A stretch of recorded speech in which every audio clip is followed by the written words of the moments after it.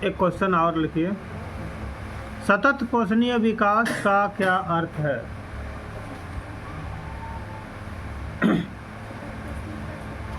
लिखाए थे तो ठीक है, समझा देते हैं। हाँ, सतत पोषणीय विकास क्या है समझा देते हैं, ऐसे भी जान लो, जो नहीं आया होगा जान लीजिएगा कि प्रकृति में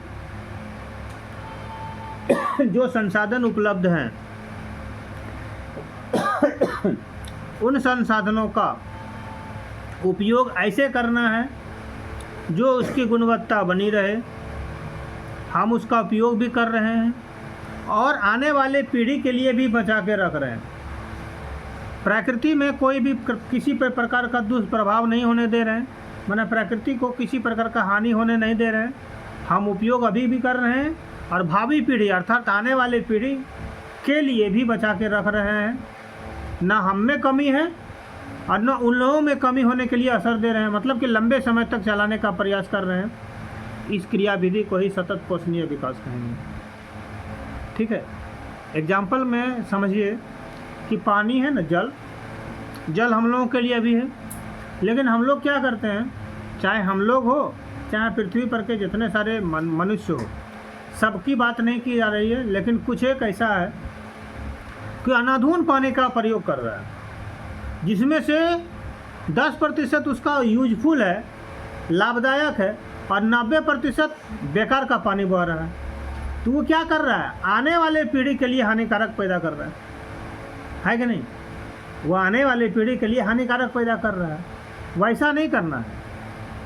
पानी का आपका जो प्रयोग है वो उतना प्रयोग कीजिए ताकि आपको किसी प्रकार का प्रॉब्लम ना हो, और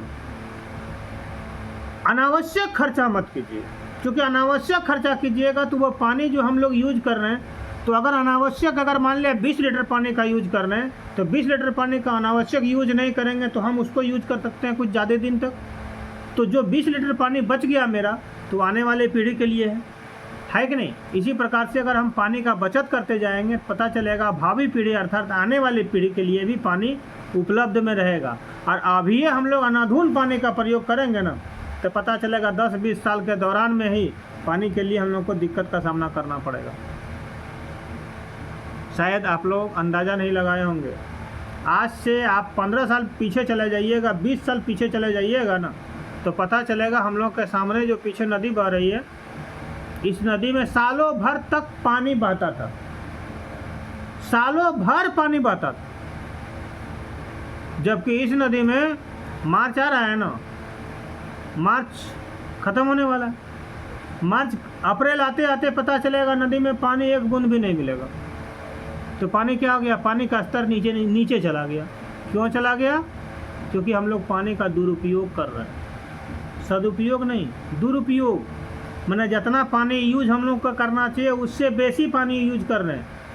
हाँ, जिसमें से 10 लीटर पानी हम लोग को यूज करना चाहिए, तो हम लोग 50 लीटर पानी निकाल रहे हैं ज़मीन से, तो वहाँ तो पानी कम पड़ जाएगा ना, जिसके कारण से पानी का स्तर क्या हो रहा है, नीचे चलता जा रहा है। अभी भी लोगों को अगर समझदारी नहीं आएगी और लोग नहीं समझेंगे, तो पता चलेगा आने वाली पीढ़ी क्या, हम ही लोगों को पानी का दिक्कत का सामना करना पड़ेगा। अभी ही बहुत लोग पानी का दिक्कत का सामना कर रहे हैं, नहीं, बहुतों का चापाकल सूख जाता है घर में। अब वो क्या करेगा, दूसरे के यहाँ जाएगा लाने के लिए। अब हर जगह थोड़े मिलने वाला है, एक गांव में 2-4 को ही ऐसा है जो चलता है। तो ये समस्या क्यों आई? ये समस्या आई हम लोग पानी का जो अनाधून प्रयोग कर रहे हैं, अनावश्यक जो प्रयोग कर रहे हैं, इसी के चलते। अगर हम लोग सदुपयोग करते तो आज ये समस्या नहीं आती। तो सतत पोषणीय विकास क्या हुआ,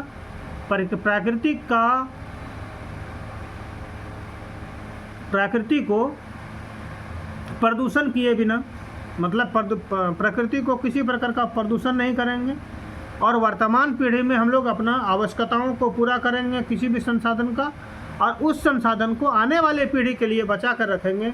इस विधि को ही हम सतत पोषणीय विकास कहते